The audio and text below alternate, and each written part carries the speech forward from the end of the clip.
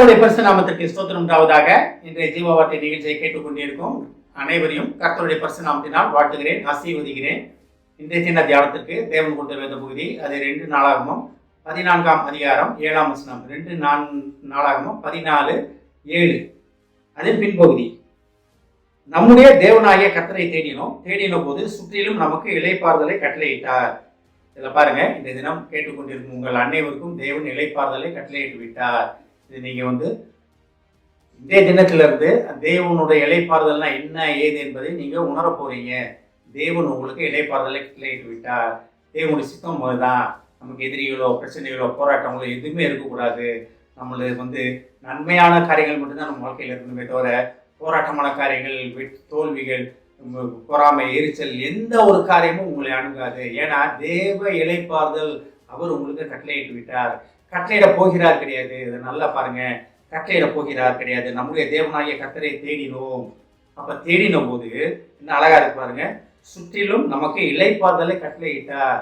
இன்றைய தினம் உங்களை சுற்றி இருக்க இடங்கள்ல, நீங்க இருக்க இடங்களை சுற்றிலும் உங்களுக்கு இளைப்பாறுதல் தான்.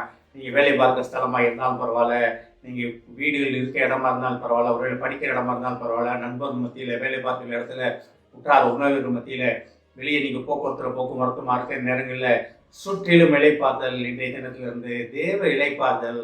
எப்ப தேவனை நீங்க தேடும் பொழுது தேவன் உங்களுக்கான இளைப்பாறுதல் தருவதற்கு வல்லவராக இருக்கிறார். ஆனா தேவனை தேடாம கிடைக்குமா அப்படின்னா, அது தேவனை அறியாத மக்களும் இருக்கத்தான் செய்யறாங்க. ஆனா அதை பத்தி நம்ம கவலைப்படக்கூடாது. நம்ம தேவனை அறிந்த மக்கள், தேவனுடைய திட்டத்தின்படி நடக்க அழைக்கப்பட்ட மக்கள், தேவனுடைய திட்டத்தின்படி நடந்து உலகத்தை மாற்றுவதற்காக அபிஷேகம் பண்ணப்பட்ட மக்கள் நம்ம. அப்ப நம்ம எப்படி இருக்கணும்? தேவனை தேடுவதாக காணப்பட வேண்டும். தேவனை தேடினோம்னா முழு இளைப்பாறுதல் தேவன் தருவதற்கு வல்லவராக இருக்கிறார். இதே அதிகாரம் 14ஆம் அதிகாரம் 2ஆம் வசனம் சொல்லுன்னா, ஆசா தன் தேவனாகிய கர்த்தரின் பார்வைக்கு நன்மையும் செம்மையான வேலை செய்தான். இந்த வசனம் ஆசா ராஜா தன் மக்களுக்கு சொன்னது, தேவன் உங்களுக்கு இளைப்பாறுதல் கட்டளையிட்டார், சுற்றிலும் இளைப்பாறுதல் கட்டளையிட்டிருக்காரு. அதெல்லாம் எப்ப நடந்துச்சு? ஆசா ஆரம்ப காலத்து முதல்ல தேவனை தேடிய போது. அப்ப ஆசா ஒரு ராஜா தேவனை தேடினதுனால அந்த முழு இஸ்ரேல் தேசமும் அமைதியாக இருந்தது. அப்ப நீங்க ஒருத்தர் முழு மனத்துடன் தேவனை தேடும் பொழுது உங்க முழு குடும்பமும் இளைப்பாறுதல்ல பிரவேசிக்கும், இளைப்பாறுதல்ல அவங்க உணர்வாங்க. அப்ப குடும்பத்துல இருக்க பிரச்சனைகள் காரணம்லாம் என்னன்னா, நம்ம தான் முழுக்க மனசு மாறணும். நீ உன் வீட்டாரமான கர்த்தரை செய்வீங்கள். அதுதான், அதாவது நம்ம தேவனை தேடும் பொழுது, தேவனை சேவிக்கும் பொழுது அவர் நமக்கு முழு இளைப்பாறுதல் கட்டளையிட வல்லவராக இருக்கிறார். அப்ப நம்ம என்ன செய்து கொண்டிருக்கிறோம்? அப்ப முழு மனதுடன் தேவனை தேடுகிறோமா? அதான் அந்த 7ஆம் வசனத்துல பின்பகுதியில பாத்தீங்கன்னா, நம்முடைய தேவனாய் கர்த்தரை தேடினோம். அப்ப இந்த ஆசா ராஜா சொல்ற, நம்ம தேவனை தேடினோம்ப்பா. நாங்க இவ்வளவு போராட்டங்கள் மத்தியில், இவ்வளவு கஷ்டங்கள் மத்தியில நாங்க தேவனை தேடணும். தேவனை தேடின போது தேவன் எங்களுக்கு கொடுத்த பதில் என்ன அழகா கொடுத்துருக்காரு பாருங்க. தேவனை தேடினோம், தேவன் தேடின போது சுற்றிலும் நமக்கு இளைப்பாறுதலை கட்டளையிட்டார். அப்ப நீங்க தேவனை தேடிக்கிட்டு இருக்க நேரத்திலேயே, தேடி முடிச்சுட்டு வா, ஒரு வாரம் கழிச்சு வா, அந்த டைம் ஸ்லாபே கிடையாது, டைம் டே கிடையாது. தேடின உடனே தேவ இளைப்பாறுதல் கிடைக்க போகிறது. இன்றைய தினம் இதை கேட்டுக்கொண்டிருக்கும் அனைவருக்கும் தேவன் இளைப்பாறுதலை நீங்க உணர போறீங்க.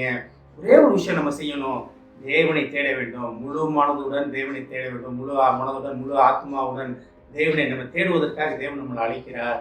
அப்படி தேவனை தேடும் பொழுது உங்களுக்கு என்ன பிரச்சனை இருந்தாலும் பரவாயில்ல. இஸ்ரேல் மக்களுக்கு இல்லாத பிரச்சனையா? அவங்க கானான் தேசத்துக்கு வந்ததுக்கு அப்புறம் அநேக படையெடுப்பு பிரச்சனைகள், போராட்டங்கள் தான். ஆனா ஒரு ராஜா மட்டும் தேவனை தேடின போது இந்த தேசம் இளைப்பாறுதலுக்குள் பிரவேசித்தது. அப்ப நம்ம தேசம் நல்லா இருக்கணுமா? நம்ம இருக்க நாடு, நம்ம இருக்க ஏரியா, நம்ம இருக்க ஊர், நம்ம வேலை பார்க்குற இடம், நம்ம பிள்ளை குட்டிகள் எல்லாம் சந்தோஷமா இருக்கணுமா? நீங்க தேவனை தேடுங்க. நீங்க ஒருவர் தேவனை தேடும் பொழுது தேவன் மிகப்பெரிய இளைப்பாறுதல் தேசத்துக்கு, உங்களுக்கு, உங்கள் குடும்பங்களுக்கு, உங்கள் அக்கம் பக்கத்துக்கு கட்டளையிடுவார். தேவனோட திட்டமே இதுதான். ஆமென். ஜெபிப்போம். எங்களை அதிகமாக நேசிக்கும் அன்பின் பரலோக பிதாவே, நாங்கள் உம்மை தேடும் பொழுது, முழு மனதுடன் உம்மை தேடும் போது நீர் சுற்றிலும் எங்களுக்கு இளைப்பாறுதலை கட்டளையிட்டு விட்டேன் என்பதற்காக நன்றி ஆண்டவரே. பேசுதாவே தேடிய உடனே இளைப்பாறுதல் கிடைக்கும் என்ற மகா கிருபையான வாக்குக்காக நன்றி ஆண்டவரே.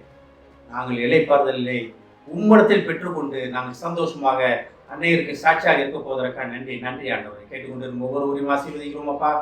ஒவ்வொரு குடும்பத்தையும் ஆசீர்வதிக்கிறோம் ஆண்டவரே. ஏஸ்தாமனை குடும்பத்திலே திருமணத்துக்கு காத்திருப்பவருடைய முதுகத்தை தெரியும் அப்பா. ஏஸ்தாமனை திருமணத்திலே ஏகப்பட்ட நிறைய தேவைகள் உண்டாண்டவரே.